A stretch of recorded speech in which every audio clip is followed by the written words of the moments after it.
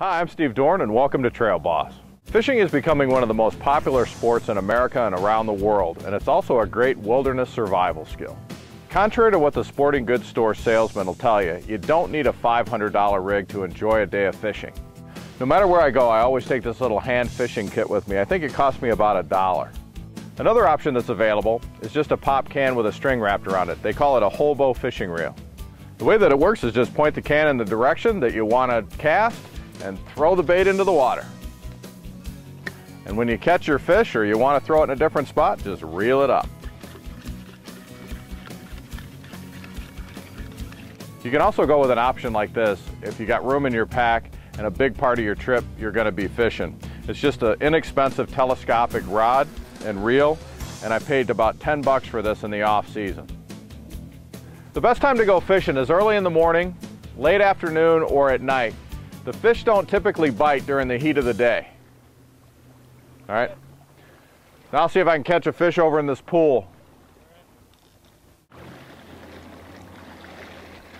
Got one.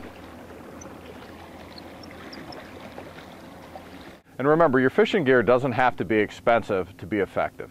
A couple items I like to take with me on the trail are this torpedo and this RPG from Cold Steel.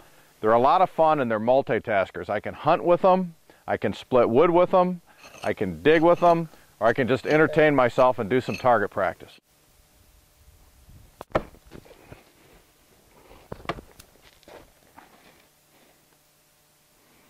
The nice thing about these torpedoes is you don't even have to stick it in the animal you're going after. All you have to do is just hit them with it. It's heavy enough to take them out. It's better than a throwing stick. It's also great for splitting wood.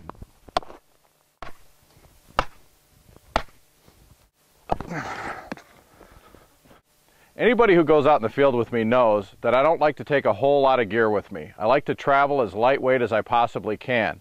So when I need to cook a meal or make a cup of tea, I make what I call a self-sustaining stove. All that is you take a piece of a log and you make two cuts on the log, this way and this way. We just want to split the log down enough so that we have a base to set our pot or pan so that we can cook our meal. And like I explained earlier, I've split it, but I haven't split it all the way through. There's still a base at the bottom that's being held together by the wood. What I've done is I've packed this log with natural fiber and tinder to get it burning on the inside. This works equally well with green wood, but the thing is that you may have to feed it with little sticks and tinder for a while to dry it out enough to get it to burn. Since I'm a multitasker with all the equipment I take with me, that includes the oil. I like to take coconut oil for a number of different reasons. I can use it on my skin, I can put it in my hair, I can eat it right out of the jar if I was in a situation where I didn't have any food. You can also fry things at very high temperatures, and that's a good thing when you're out in the field and you don't have a little knob to regulate the heat. Okay, now all we have to do is light this puppy up. Let her get going.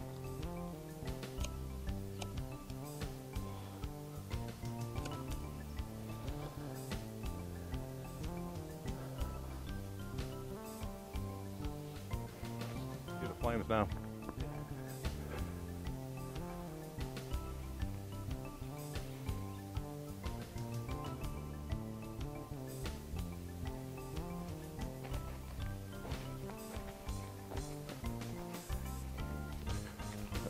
You can.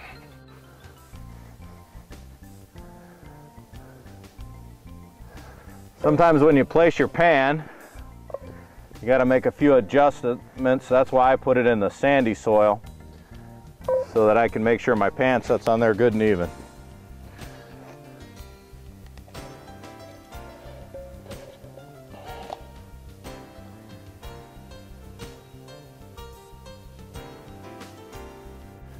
All right, I'm going to take some of the trout we caught earlier.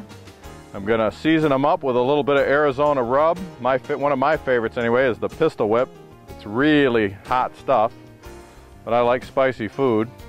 So we're going to have spicy trout. Make sure we get them inside and out.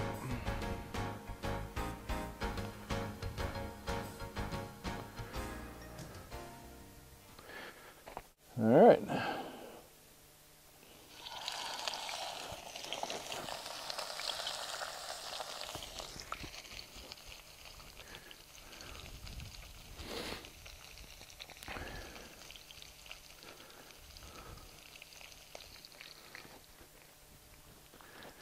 Just a few minutes, we're going to have some of the best tasting food in the wilderness.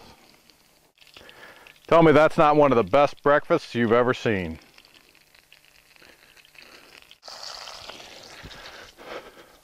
A lot of you actually waste the best part of the fish, which is the head. In a lot of countries it's considered a delicacy, and it's definitely a delicacy for me out here on the trail.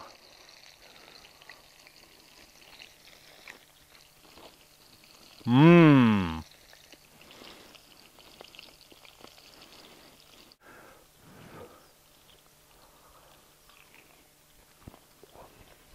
Just goes to show that I'll eat anything that won't eat me first.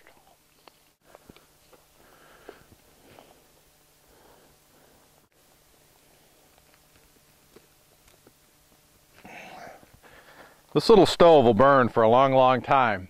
Not only did I cook my breakfast, there's enough fire left for a cup of hot tea. And if I was going to be staying in this location all day, I could actually keep it going and make lunch.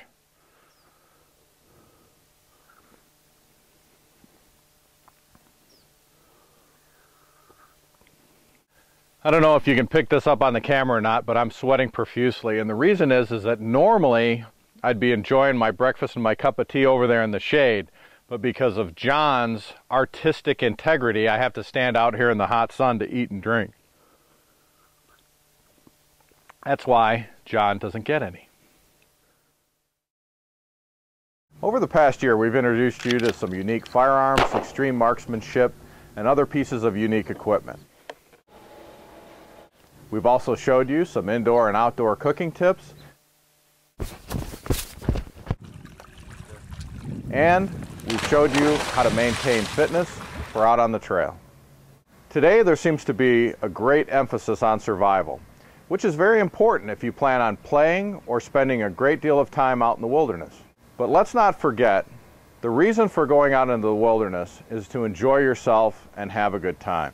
Our sole purpose is not to push any particular product or idea. It's to get you out of the house to enjoy the beauty and the majesty of the world's wilderness. A bad day fishing is better than a good day at the office. Do yourself a favor and go out and take a kid fishing. Thanks for watching, and as always, we appreciate your comments and recommendations. Please get a hold of us at www.shilotv.com. Okay, John, can I get out of the water now? No chance, you haven't caught lunch. I got lunch. Really? Yeah, I didn't catch any fish, but I got the worms that I haven't used yet. Oh, that's your lunch. They're pretty tasty. Not gonna waste a good set of worms. And they're crunchy too. As always, be safe by being prepared. God willing, we'll see you on the trail. Please join us at Shiloh TV for news, articles, equipment tests, videos, tips, and much, much more.